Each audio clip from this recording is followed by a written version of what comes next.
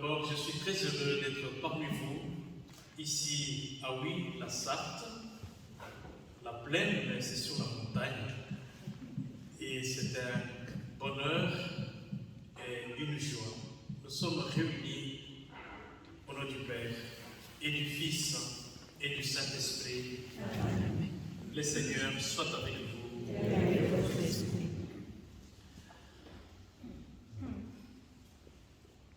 Parler de l'espérance, c'est ce que je vais essayer de partager avec vous et partager aussi autour de l'émerveillement. Le Seigneur soit avec vous. Évangile de notre Seigneur Jésus-Christ selon saint Matthieu.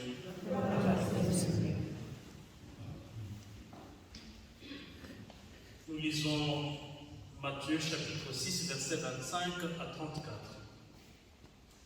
C'est pourquoi je vous dis, ne vous souciez pas pour votre vie de ce que vous mangerez, ni pour votre corps de quoi vous le vêtirez. La vie ne vaut-elle pas plus que la nourriture et le corps plus que les vêtements? Regardez les oiseaux du ciel. Ils ne font ni sémaille, ni moisson. Ils n'amassent pas dans des greniers, et votre Père céleste les nourrit. Vous-même, ne valez-vous pas beaucoup plus qu'eux? Qui d'entre vous, en se faisant du souci, peut ajouter une coudée à la longueur de sa vie? Et au sujet des vêtements, pourquoi se faire tant de soucis? Observez comment poussent le lys de champ. Ils ne travaillent pas, ils ne filent pas. Or, je vous dis que Salomon lui-même, dans toute sa gloire, n'était pas habillé comme l'un d'eux. Si Dieu donne un tel vêtement à l'herbe de champ, qui est là aujourd'hui et qui demain sera jeté au feu, ne fera-t-il pas bien davantage pour vous, hommes de peu de foi?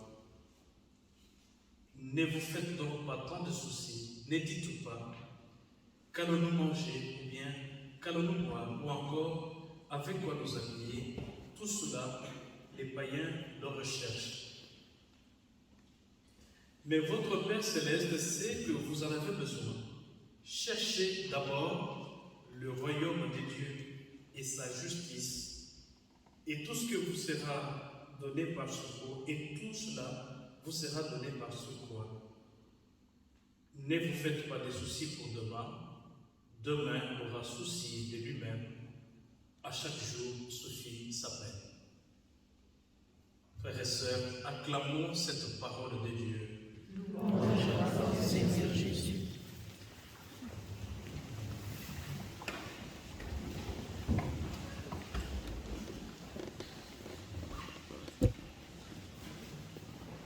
Voilà, il m'a été donné de vous partager au sujet de l'espérance et l'émerveillement face au don de la vie.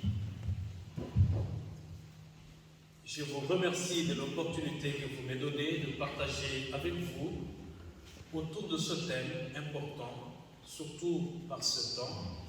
Nous avons besoin d'une petite dose d'espérance et d'émerveillement pour la vie. Qu'est-ce que l'espérance et l'émerveillement représentent pour nous et quel effet peuvent-ils apporter au don de la vie? Telle est la question sur laquelle va se déployer ma réflexion. Elle prendra appui, bien sûr, sur la parole de Dieu comme la source de notre espérance. Ensuite, cette réflexion va s'inspirer de l'expérience de deux témoins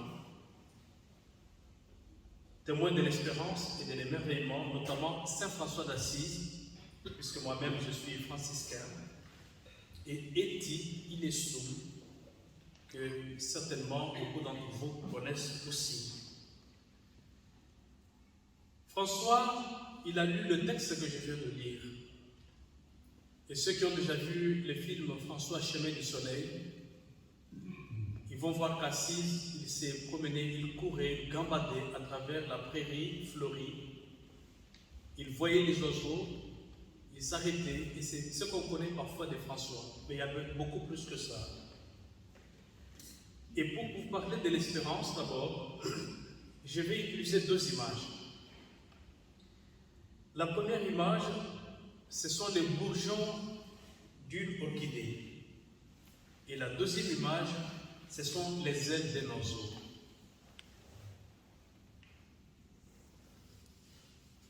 Au sujet de l'espérance, il m'est arrivé de m'occuper d'une orchidée qui m'avait été offerte en cadeau à l'occasion de mon anniversaire.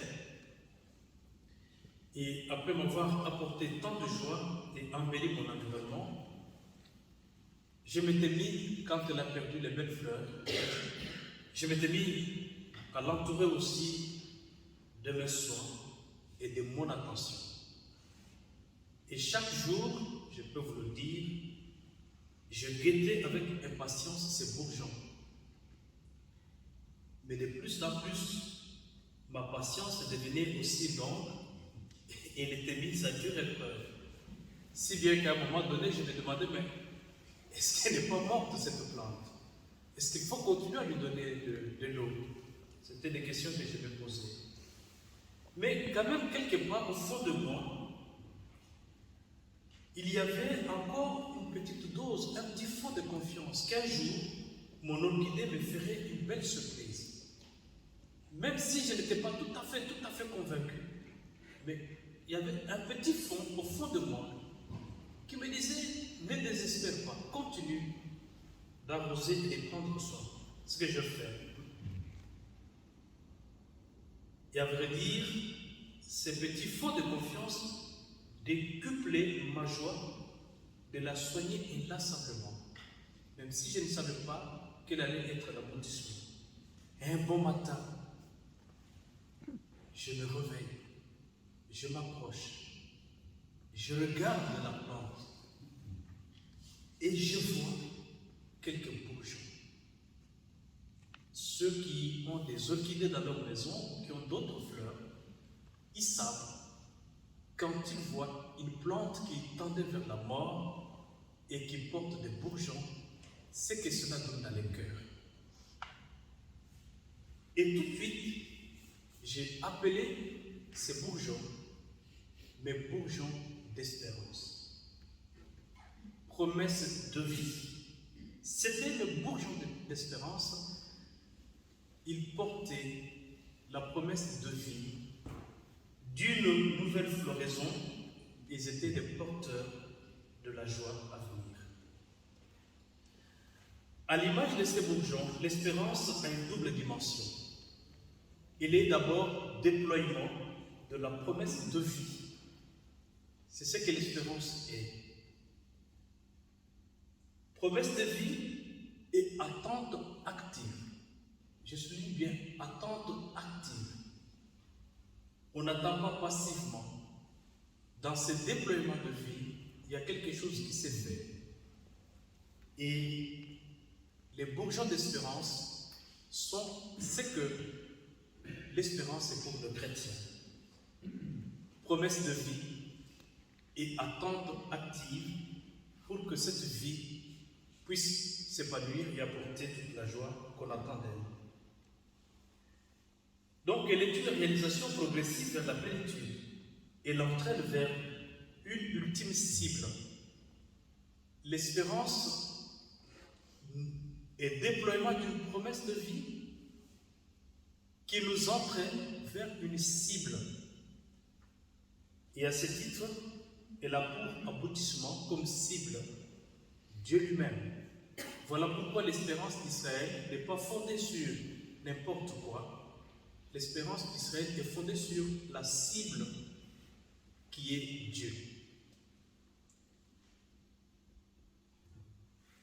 Et en tant que tel, si l'espérance nous porte vers la plénitude de la vie, et là, alors, ce qu'on peut appeler, avec un mot un peu compliqué, elle a une dimension téléologique. Ça veut dire qu'elle nous tourne vers la finalité et nous porte vers les buts et nous porte vers la fin ultime. Donc, nous porter vers la fin ultime, c'est ce qu'on pourrait dire, est la une dimension téléologique. Et même, je peux utiliser une autre image. L'espérance est aux chrétiens, c'est que les ailes sont à l'oiseau et nos os.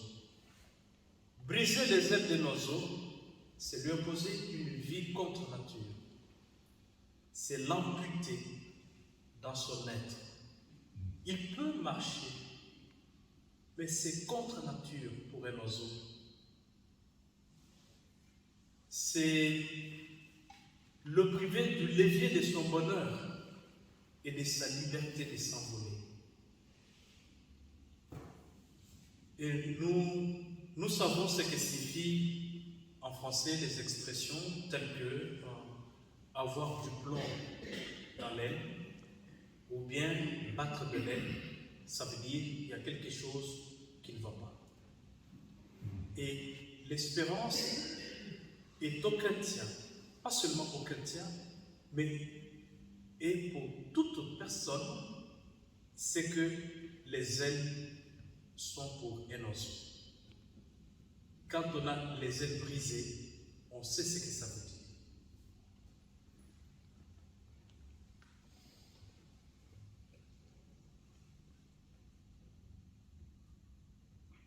Et alors, si nous comprenons l'espérance avec l'image des ailes, c'est précisément là où des situations difficiles brisent nos rêves et les clouent au sol que l'espérance s'active. Elle a pour effet de relever et de donner des ailes. L'espérance donne des ailes pour voler, pour s'envoler, pour aller plus loin ou pour continuer son chemin. Non seulement elle donne ou redonne les raisons de continuer à avancer, mais l'espérance affermit aussi notre marche vers la cible. Et dans son encyclique « Sauver à l'espérance », le pape Benoît XVI relève que l'espérance a une dimension performative, parce qu'elle nous donne une capacité. L'espérance nous capacite, nous relève, nous remet debout dans des situations difficiles. Donc, le fait de nos capacités, de nous remettre debout, le pape Benoît XVI a dit que l'espérance a une dimension performative et donne une capacité d'accomplir ce que nous ne pouvions pas ou nous n'étions plus à mesure d'accomplir. Et en tant qu'une disposition performative, c'est l'espérance qui nous donne de réaliser la plus belle des promesses, celle de la vie éternelle, c'est-à-dire être avec Dieu pour toujours. C'est notre espérance. Et donc c'est l'espérance qui permet, qui nous donne la capacité, même si nous traversons les aléas de la vie, c'est l'espérance qui nous permet alors de traverser tout cela. On peut dire que celui qui aime Dieu et qui témoigne de cet amour déjà au présent, c'est-à-dire aujourd'hui, il est sur l'autoroute de la vie éternelle. Celui qui aime Dieu aujourd'hui, c'est ça la dimension performative de l'espérance. Il est déjà, ou elle est déjà, sur l'autoroute de la vie éternelle. Et dans un monde parfois désenchanté et éclaboussé par l'horreur du mal, le chrétien est appelé à être alors la sentinelle qui veille sur la moindre étincelle de lumière qui balise la route vers Dieu. Et c'est ainsi que le cardinal d'Annels, Gottfried, d'heureuse mémoire, il écrivait, en parlant des bienfaits de l'espérance, il disait « L'espérance a un pouvoir thérapeutique pour réenchanter le monde. » Il a écrit ça dans sa petite plaquette de livres, les lettres qu'il envoyait régulièrement sur l'émerveillement. Alors, si le cardinal nous dit que l'espérance et l'émerveillement ont une dimension thérapeutique, et ça ne trompe pas, et il ne nous ment pas, il dit vrai. Parce que l'émerveillement fait partie de ce que j'appelle les antidépresseurs spirituels. Vous parlez un peu des antidépresseurs spirituels. Si ce qui est dit est vrai, il n'y a pas que le chocolat qui soit un antidépresseur. Soit dit, si vous n'êtes pas de bonne humeur, il faut manger du chocolat parce que le chocolat, c'est un antidépresseur, ça donne la bonne humeur. Mesdames et messieurs, si vous n'êtes pas de bonne humeur, mangez beaucoup de chocolat. Ça va vous donner de la bonne humeur. Il paraît, c'est ce qu'on dit, c'est un antidépresseur. Mais si ce qui est dit est vrai, il n'y a pas que le chocolat qui soit un antidépresseur. L'espérance et l'émerveillement sont tout autant des antidépresseurs spirituels et des boosters dans la vie de foi. Pour illustration, je vais prendre comme exemple Saint François d'Assise et Édith Ileso avec quelques exemples. Il est admis que dans la nuit de son existence, l'être humain peut paradoxalement apercevoir des étoiles. Et c'est ce qui est arrivé avec François d'Assise. Dans la nuit obscure de sa maladie, à 2 ans avant sa mort, François est dans la dépression. Il est malade, il a une infection dans les yeux, il ne voit pas bien. En plus, l'ordre des frères mineurs, la communauté qu'il a fondée, ne fonctionne pas bien. Et pourtant, et étonnamment, c'est pendant ces moments où il n'allait pas bien, où il ne voyait plus, qu'il va écrire ce que nous appelons les cantiques des créatures. Ces chants que le pape François a commentés en écrivant un texte sur Laudato Si. Je n'ai pas beaucoup de temps de le lire pour vous, mais si vous tapez sur vos smartphones quand vous allez retourner, sur vos ordinateurs, les cantiques des créatures de François d'Assise, loué sois-tu mon Seigneur, pour notre frère Soleil, il est beau, il est rayonnant, de toi il tient sa beauté et son éclat. Il va écrire ça. Il est déprimé quand il écrit ça. Donc c'est pour dire que véritablement, le cantique des créatures que François va écrire va être un chant lumineux. Et d'ailleurs, ceux qui étudient en Italie, ils commencent par lire comme texte classique le cantique des créatures de François d'Assise. Et il a écrit dans la dépression. C'est très intéressant pour nous que dans la nuit obscure de la vie, on peut voir les choses autrement. Mais pourquoi il écrit ça? Qu'a-t-il découvert pour chanter les cantiques des créatures? Il a découvert une chose.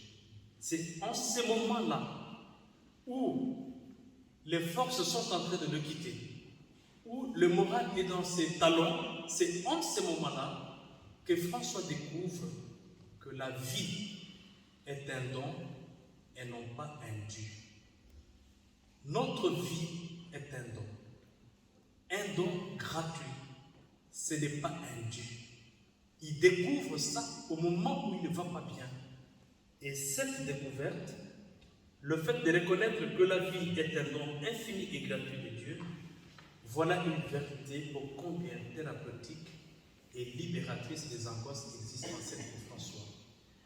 C'est cet éveil à la merveille du don de la vie, cet éveil à la merveille de la création, c'est la définition par excellence de l'émerveillement.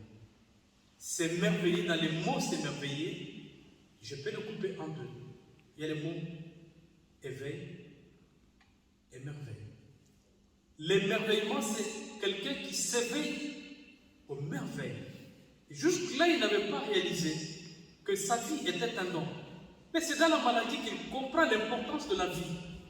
Et bien souvent, il y a eu beaucoup de conversions qui ont eu lieu dans l'église.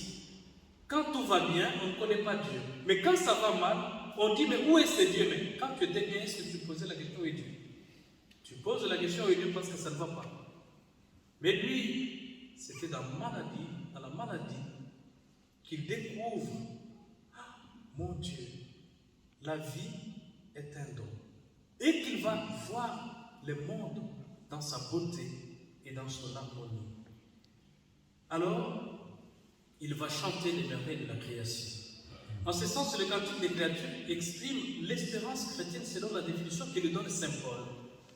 Nous avons été sauvés, je cite Saint Paul dans l'Épître aux Romains, chapitre 8, versets 24 à 25, Saint Paul dit, nous avons été sauvés, mais c'est en espérance. Or, voir ce qu'on espère n'est plus espérer ce que l'on voit. Comment l'espérer encore? Mais espérer ce que nous ne voyons pas, c'est l'attendre avec persévérance. Alors, il parle de la création à venir. Et exactement, François, quand il chante ce cantique, il est déjà dans l'au-delà. Il sait qu'il va mourir. Et les cantiques qu'il chante, c'est la création nouvelle à laquelle il aspire. Les cantiques des créatures, pour lui, est comme prémisse de l'esprit et promesse d'enfantement dans la création nouvelle et réconciliée. Et pour ce faire, il chante à la fois la joie du déjà là, maintenant, et en même temps, il chante la joie du monde qui va venir, auquel il aspire. Ce n'est pas encore là du royaume, comme on a l'habitude de dire. Donc les cantiques des frères soleil, les cantiques des créatures, ils chantent à la fois la joie du déjà là et du pas encore là du royaume. Et autrement, il veut tout simplement dire que dans la perspective du déjà là, le chrétien n'est pas celui qui doit mourir pour voir Dieu. Il ne faut pas mourir pour voir Dieu. Parfois j'entends dans les funérailles, maintenant il est allé voir Dieu. Non, il ne faut pas mourir pour voir Dieu. Il faut aimer pour voir Dieu. Celui qui aime aujourd'hui, il rend Dieu présent. Il voit Dieu, il donne à Dieu un visage. Et c'est pour cela que nous disons que Dieu est amour. Donc, François n'a pas à mourir pour voir Dieu, mais il a à aimer pour voir Dieu. Ainsi, mon Dieu, comme disait Sainte Thérèse, je n'ai qu'aujourd'hui pour t'aimer. Mon Dieu, je n'ai qu'aujourd'hui pour t'aimer. Alors elle peut dire encore à la fin, j'entre dans la vie. Non, je ne meurs pas, j'entre dans la vie. Donc vous voyez que les cantiques des créatures qui est chanté par François, il chante une réalité qui est déjà là, qui a commencé, mais qui aura son accomplissement en Dieu. Les déjà là et les pas encore là du royaume. Et c'est ainsi que cette espérance de François dans l'émerveillement du monde qui vient, il va alors appartenir à ce qu'on appelle la spiritualité de la restitution, donc, qui va le faire basculer de l'espérance vers l'émerveillement.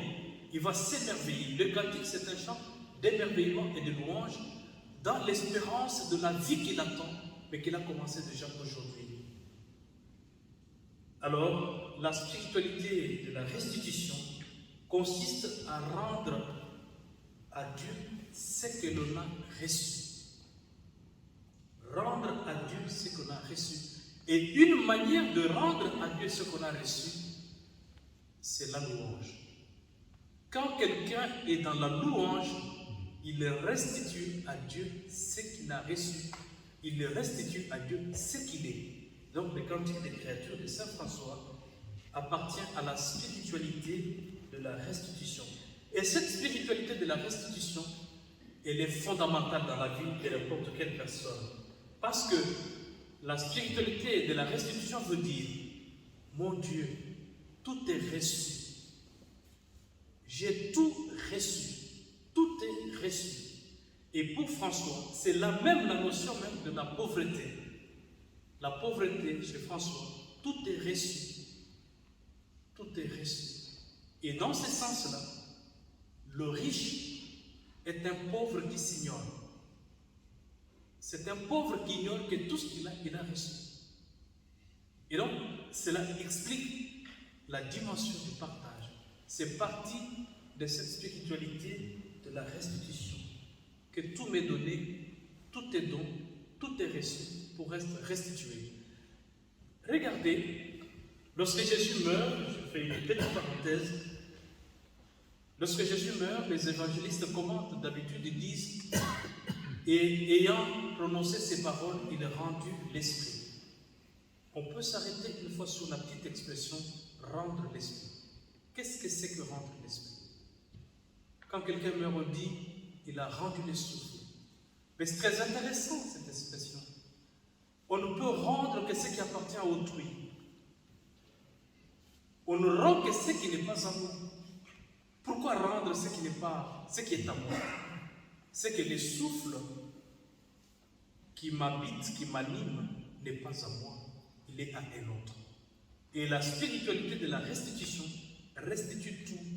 Et c'est comme ça que le dernier geste et le premier acte que n'importe quelle personne qui est née posera, c'est rendre le souffle.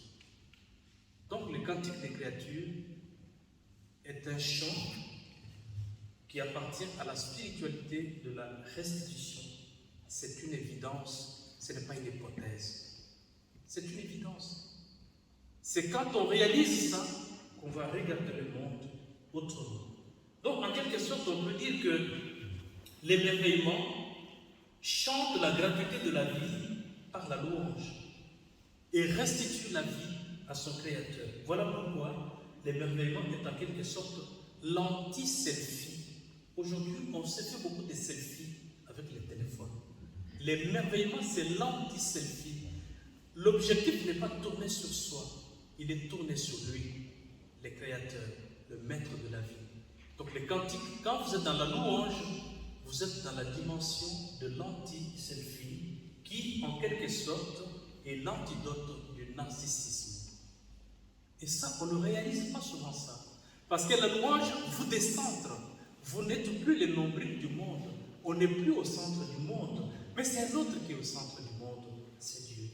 Et pour le dire autrement, l'espérance et l'émerveillement conduisent à un dessaisissement de soi et à un décentrement. Et François d'Assise aimait bien dire « Dieu seul suffit ». Il disait « Dieu seul suffit ». Et on trouve dans la prière de louange, peut-être qu'on dira vers la fin, il écrit « Tu es tout, tu es notre richesse à suffisance ». Dans les louanges qu'on pourra dire vers la fin. Il va de soi qu'on ne peut d'une part louer Dieu pour ce qu'il est, pour la merveille de sa création, et d'autre part, être les prédateurs de la création. Ça ne va pas. C'est pour cela que le pape François, il a écrit d'abord Laudato Si, mais on ne peut pas prendre soin seulement des animaux et des arbres si on n'est pas à mesure de respecter l'image de Dieu qui est l'homme, qui est l'être humain, l'homme ou la femme. Et c'est pour cela qu'en deuxième lieu, il a écrit Fratelli Tutti, tous frères et sœurs. Ça veut dire qu'il y a une dimension de complémentarité dans ce que le pape a écrit. On ne peut pas louer Dieu et être prédateur de la création. On ne peut pas louer Dieu et détruire la dignité humaine, ça ne va pas. On n'est pas dans la vérité. Donc, ces deux choses s'articulent tout à fait très bien.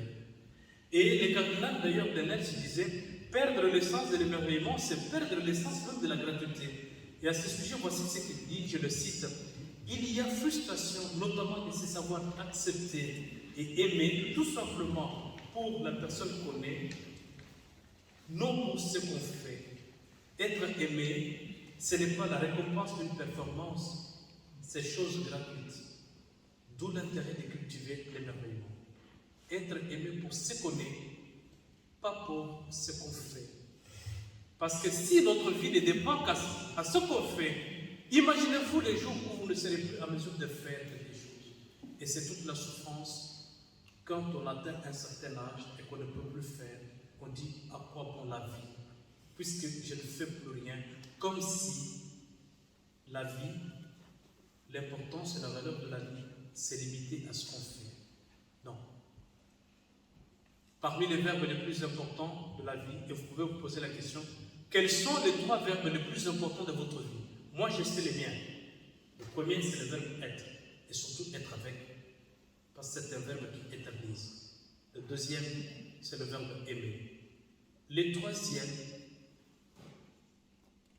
il est important pour la vie, mais il va s'arrêter. C'est le verbe faire. Mais les effets du verbe faire peuvent continuer jusqu'à l'éternité. À chacun de trouver ces verbes les plus importants de la vie. Mais pour François, cela est clair. Alors, je voudrais vous parler de l'émerveillement comme un regard qui se cultive. L'émerveillement, c'est d'abord un regard. C'est un regard et ça se cultive.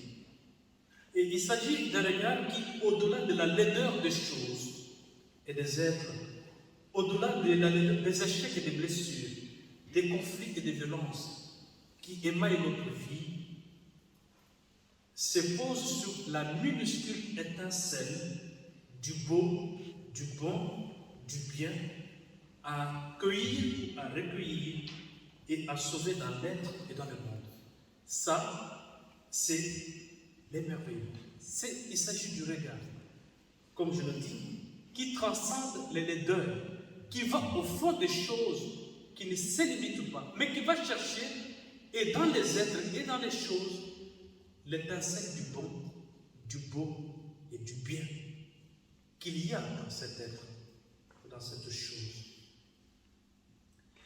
Et dans ce sens-là, ce regard a quelque chose de proche et de semblable avec celui que Jésus posa sur un jeune homme riche, mais avide et égoïste, qui est venu poser la question: que dois-je faire pour avoir la vie éternelle en héritage? Jésus lui dit: voilà tous les commandements. Et tout ça, je les ai observés. Mais Jésus continue, lui, mais maintenant, va, vends tout ce que tu as et donne-le aux pauvres. Et sur ce point, le texte me dit: les jeunes hommes étaient tout tristes. Mais Marc, qui rapporte cet épisode dans chapitre 10, verset 21, nous dit: mais Jésus le regarda et s'est pris à l'aimer.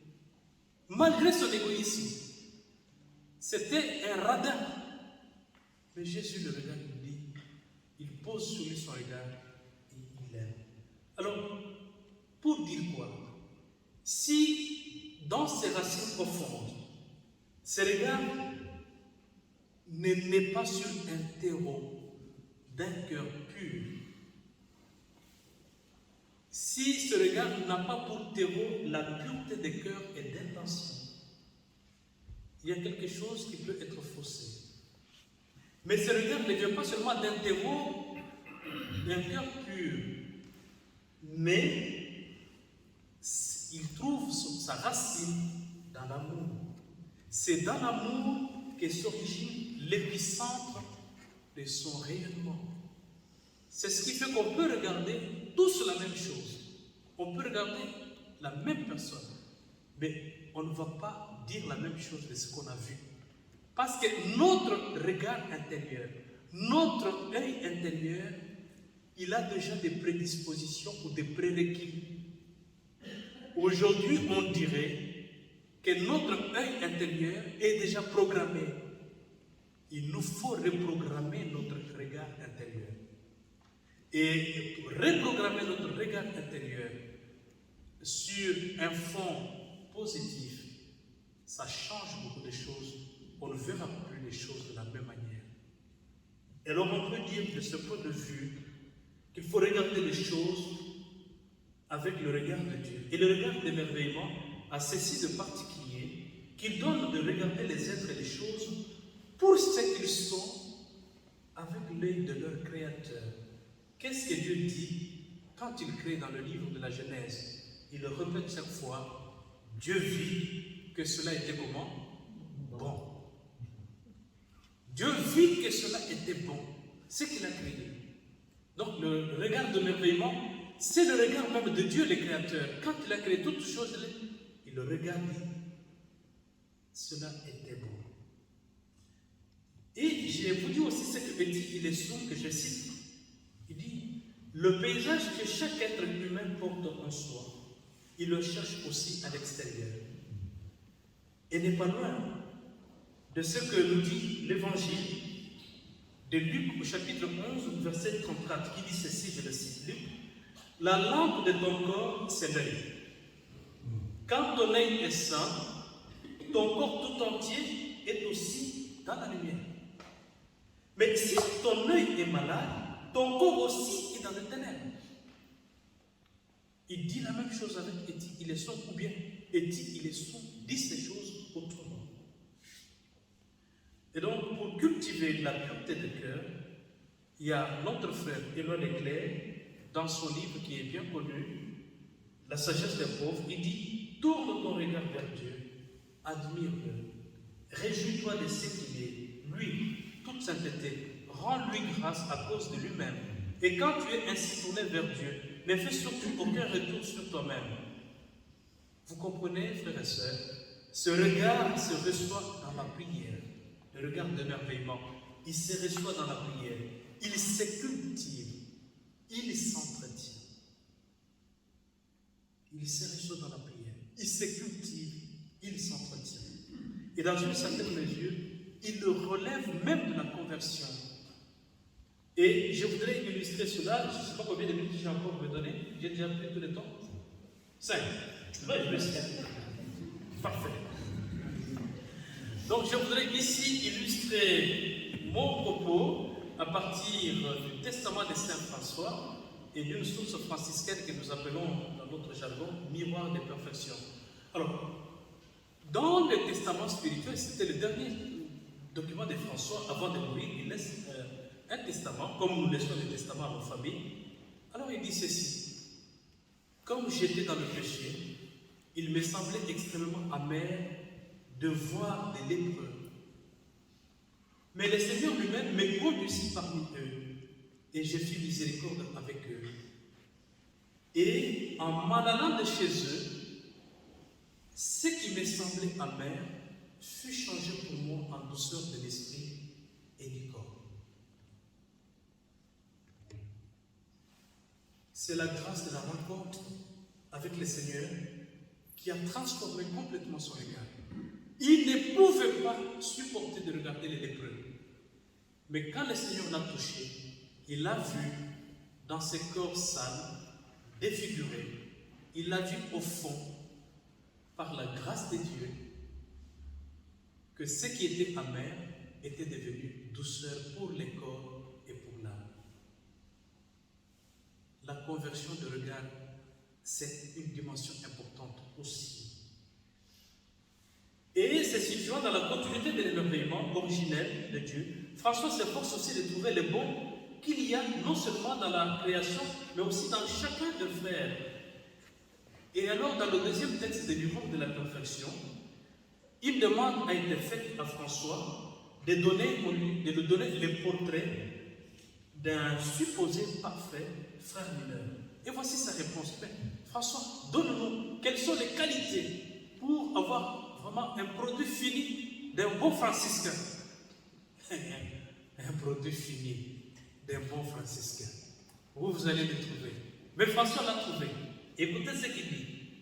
Et il disait que serait un bon frère mineur, donc un bon franciscain, celui qui aurait la vie et les qualités des saints frères, à savoir la foi de frère Bernard, qu'il avait eu à la perfection avec l'amour de la pauvreté, la simplicité et la pureté de frère Léon,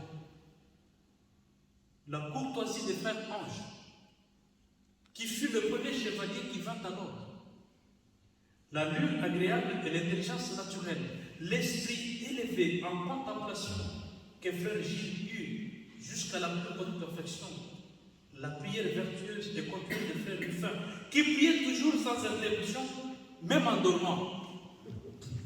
Même en dormant. Frère Gilles, il priait sans interruption, même en dormant. La patience de frère Genièvre, la vigueur corporelle et spirituelle de frère Jean de l'Aude, la charité de frère Roger, les scrupules de frère Lucie, qui ne voulait demeurer plus de mois au même endroit. Qui peut rassembler toutes ces qualités en lui seul? Qui peut rassembler?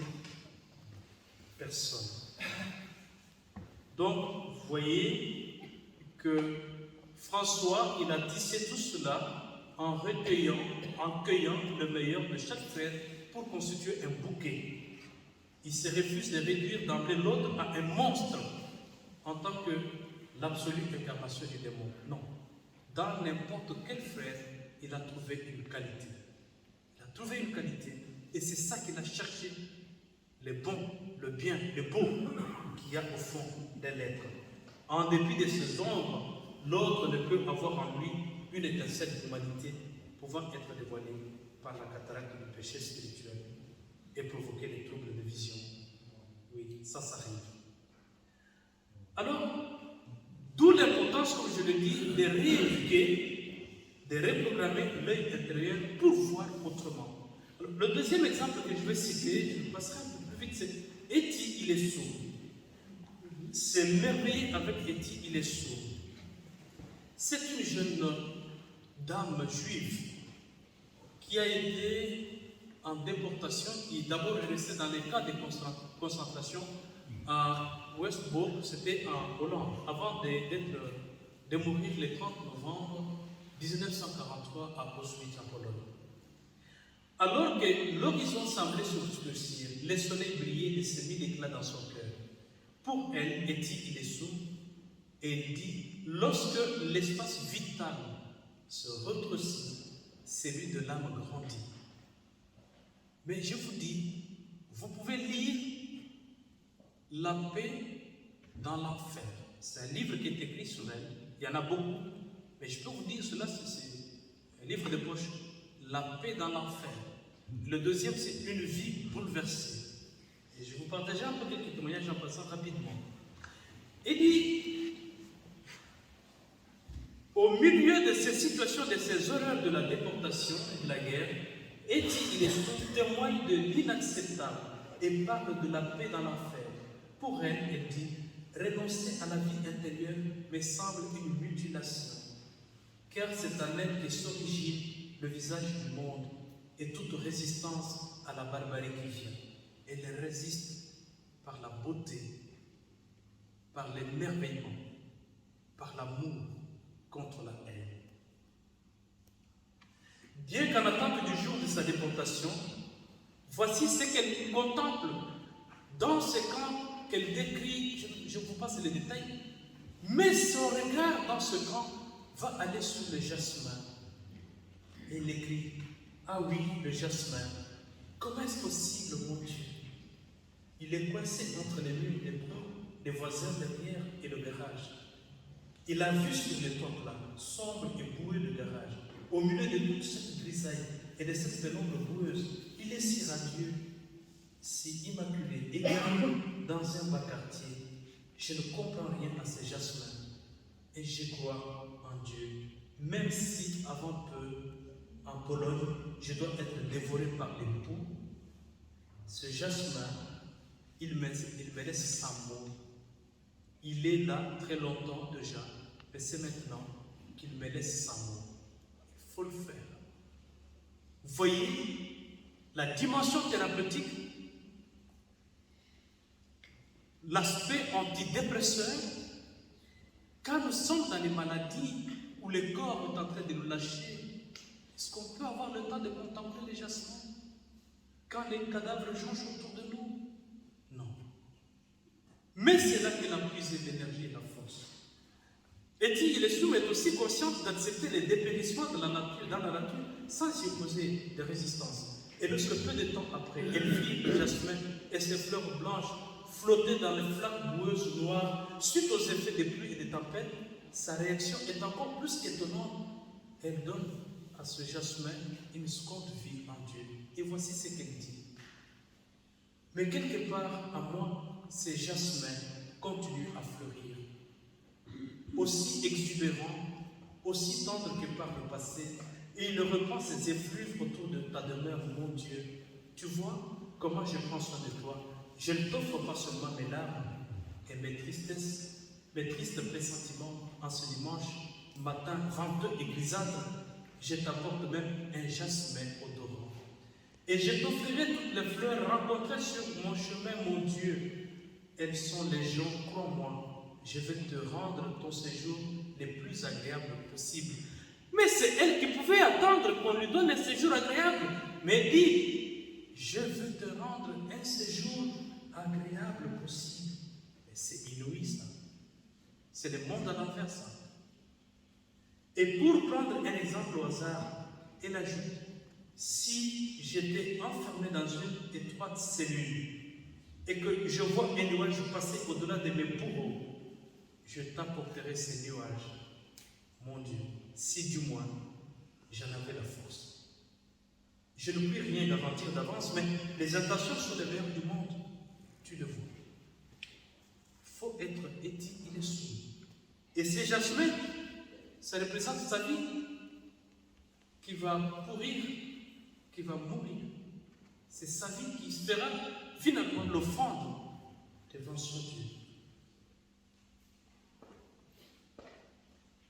Et toujours et encore dans les circonstances difficiles du corps de concentration, l'espérance et l'émerveillement sont pour elle une splendide force de résistance à l'humiliation. Elle écrit, on peut nous rendre la vie assez dure, mais dépouiller de certains biens matériels, nous enlever d'une certaine liberté, des mouvements tout extérieurs.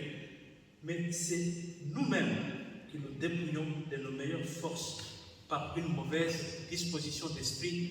On a le droit d'être triste et abattu de temps en temps par ce qu'on nous fait subir. C'est humain et compréhensible. Et pourtant, la vraie spoliation, c'est nous-mêmes qui l'infligeons. Je trouve la vie belle et je me sens libre. C'est à quelques jours de la mort. C'est à quelques jours de la mort. À moi, des cieux se déploient aussi vastes que les firmaments au-dessus de moi. Je crois en Dieu et je crois en l'homme. Mais c'est inadmissible, incompréhensible. On peut croire encore en l'homme et en Dieu? On peut vraiment? Je ne sais pas. À moi, des cieux se déploient aussi vastes que les firmaments au-dessus de moi. Je crois en Dieu et je crois en l'homme. J'ose peu à peu le dire sincèrement, sans fausse honte. La vie est difficile, mais ce n'est pas grave. Maintenant, je termine en vous laissant un travail. À chacun sa corbeille à merveille, ou son panier à merveille. Est-ce que vous avez votre panier à merveille? Si vous ne l'avez pas, je vous invite à aller dans les supermarchés de votre cœur. Passez dans les rayons de votre supermarché intérieur et prenez dans votre corbeille ou dans votre panier les merveilles de votre vie depuis que vous êtes né, jusqu'aujourd'hui et même jusqu'à demain.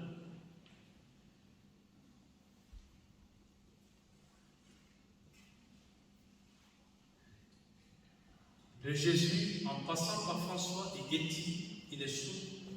Il s'agit de tapisser les fonds de l'œil intérieur de l'amour de Dieu pour espérer voir le monde extérieur avec le regard même de Dieu. À chacun de remplir le panier ou la corbeille à merveille. Et n'oublions pas ces mots du pape François. Ne vous laissez pas voler votre espérance. Nous allons porter nos prières dans un élan d'espérance et d'émerveillement. Et pour ces prières, j'ai repris quelques phrases de Getty du psaume pour nourrir notre espérance. Pourquoi s'arrêter? Peut-être parce que j'ai parfois tendance à enguirlander mes semblables, parce que nous n'avons pas assez d'amour en nous, moi-même, mon voisin, tout le monde. Et l'on peut combattre la guerre et toutes ses séquelles en libérant enfin l'amour chaque jour, à chaque instant, et lui donner une chance de vivre. Seigneur, comme est-il les soumis, fais de nous des témoins de ton amour et de ta paix pour notre temps.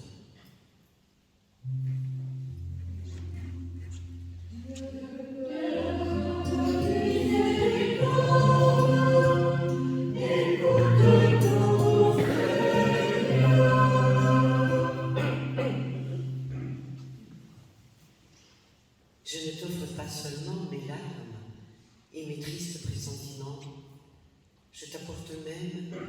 jasmin migrant.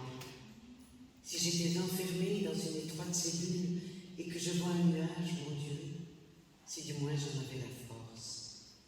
Seigneur, avec Étienne et Soum, nous te prions pour celles et ceux qui se sentent épuisés et désespérés dans la vie, que surabonde en eux l'énergie de ton espérance.